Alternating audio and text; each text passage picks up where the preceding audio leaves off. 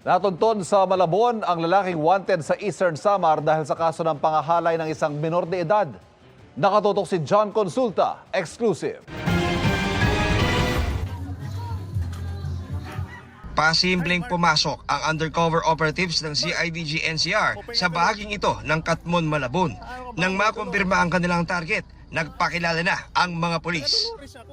Baka nga may kutsilyo ha? Upo ka dyan, upo. Agad nilang dinakip ang lalaking wanted pala sa Dolores, Eastern Samar dahil sa pangahalay sa isang minor de edad. Ating biktima, si Ineng, ay nag-aaral sa bayan, malayo sa kanilang bahay. Ang nangyari is sinusundo-sundo nitong suspect natin na ito. Minsan hindi na umuwi. Yung si Ineng na ito. Pagpunta nila sa bahay, huli sila na magkatabi sa kama. Halos isang taon din nagtago sa Metro Manila ang suspect bago natunton ng tracker team ng CIDG. We will be returning the warrant doon sa Eastern Samar at the same time, yung commitment niya doon din natin dadalhin ito. Wala pang reaksyon ang narestong suspect.